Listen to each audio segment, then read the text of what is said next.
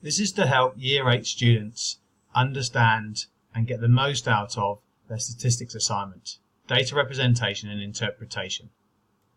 With Mr. Bayment's class, you'll be getting it handed out to you in week 3, and it is due at the end of week 5. That is the Friday of week 5.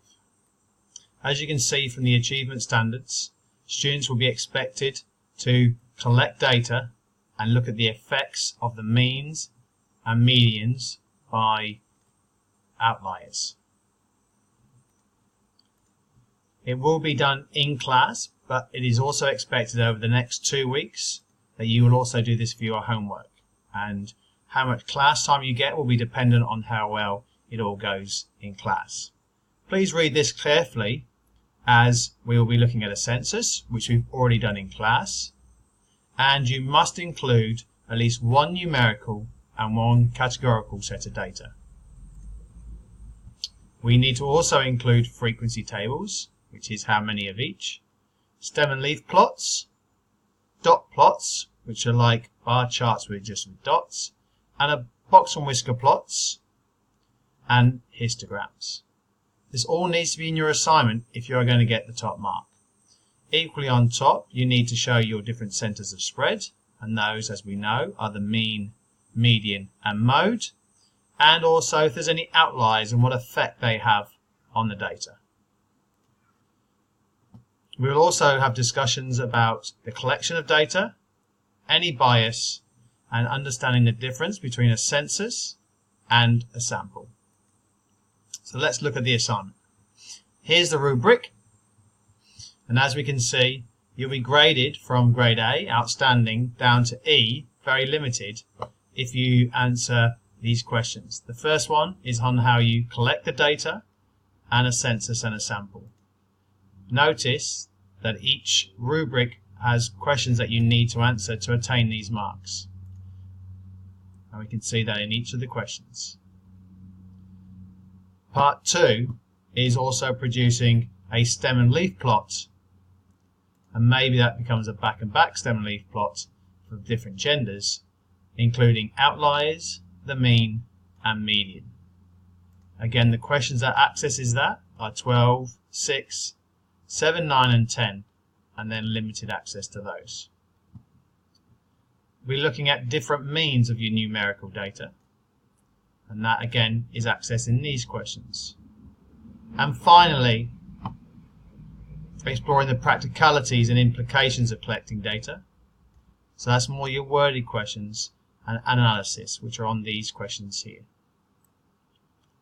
If we now look at the assignment, you can see that they're asking you to collect data about the height and arm span and eye colour of yourself and your peers. Now, we've already done that in class, and you can use that data. Now, you may not want to use these 3. You may want to use your own 3, and I would encourage it. In fact, it would be fantastic to see many different assignments, as long as there are 2 numerical pieces of data that have some correlation and a categorical or non-numerical piece of data.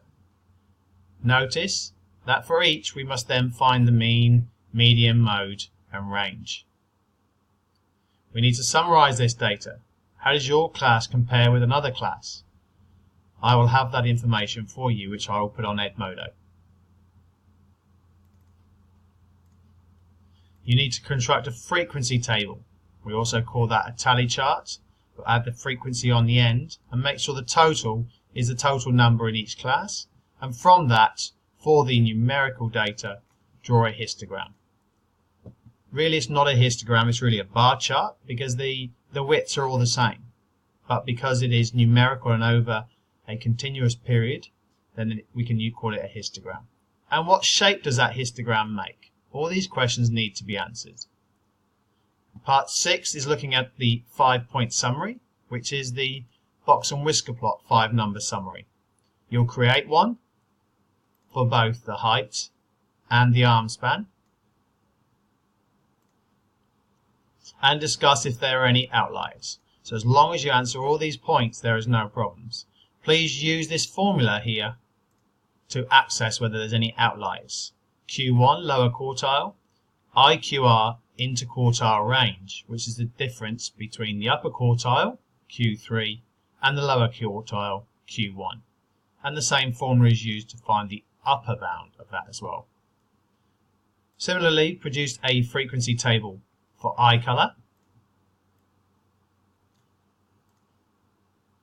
and produce a dot plot for this.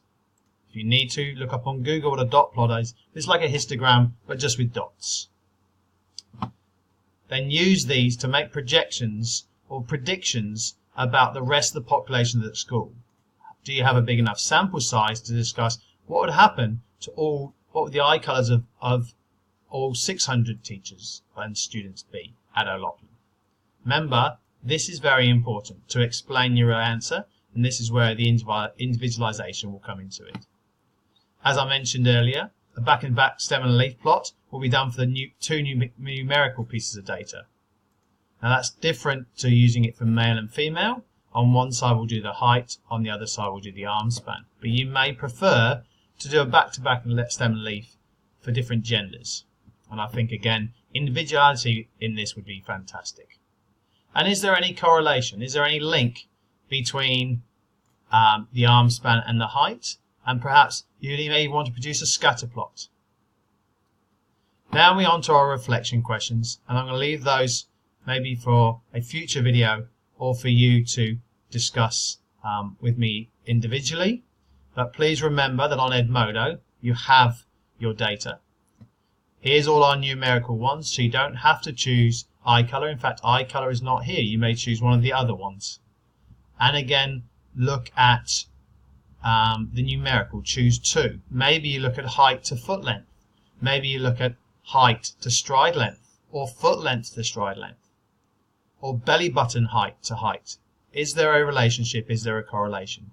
And I encourage you, please do it by hand, so using normal calculations and writing them down. And it would be awesome if some of you, if not all of you, handed the same duplicate of the work in, showing it in Excel.